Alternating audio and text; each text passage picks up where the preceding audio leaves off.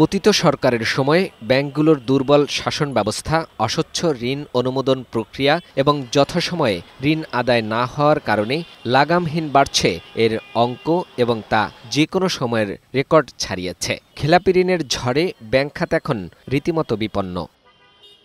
নতুন হিসাব বলছে খেলাপি ঋণের পরিমাণ দাঁড়িয়েছে ৬,৪৪,০০০ কোটি টাকা। এটি মোট ঋণের ৩৫.৭৩%। এ অঙ্ক শুধু আর্থিক খাতের দুর্বলতাকেই উন্মোচন করছে না, বাড়িয়ে দিচ্ছে ব্যাংকিং ব্যবস্থার স্থিতিশীলতা নিয়ে উদ্বেগও। তার ব্যাক টু ব্যাক এলসি বন্ধ করে দিয়েছেন, তার সমস্ত কার্যক্রম বন্ধ করে দিয়েছেন, তাহলে তো সে তো আলটিমেটলি ঋণ খেলাপিতে পরিণত হবে, সে তো উঠে আসতে পারবে না।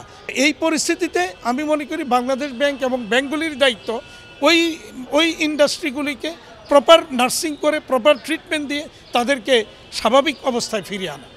বিশেষজ্ঞরা বলছেন, বাংলাদেশ ব্যাংকের নজরদারি ও নিয়মকানুন কঠোরভাবে প্রয়োগ করায় ব্যাংক খাতে খেলাপি ঋণের প্রকৃত অবস্থা স্পষ্ট হয়ে উঠছে। এখন কিন্তু খেলাপি ঋণ ক্রিয়েট হচ্ছে না, কিন্তু খেলাপি ঋণের পরিমাণটা বেরিয়ে আসতেছে।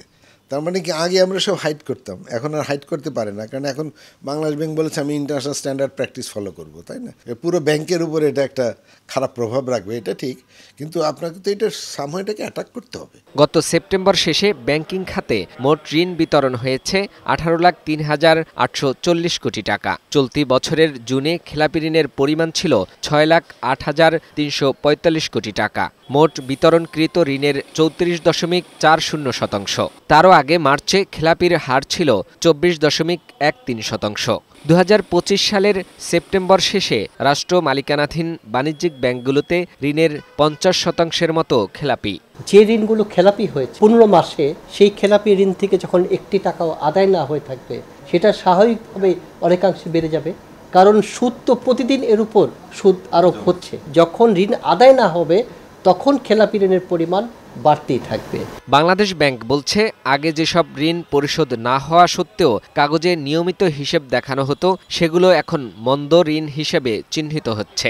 ফলে একে একে প্রকাশ পাচ্ছে আর মন্দ ঋণের পরিমাণও বাড়ছে। এখন থেকে আর নতুন করে যাতে কোনো ঋণ খেলাপি ঋণে পরিণত না হয়, অতএব আপনারা যথাযথ ঋণ নীতিমালা পুঙ্খানুপুঙ্খভাবে অনুসরণ করে ঋণ অনুমোদন এবং বিতরণ করবেন, এবং বিতরণ পরবর্তী যে মনিটরিংটা, সেটা যাতে খুবই জোরালো করা।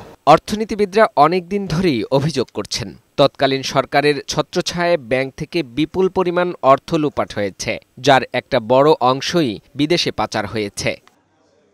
ফাহিম মুনাইম, বৈশাখী সংবাদ, ঢাকা।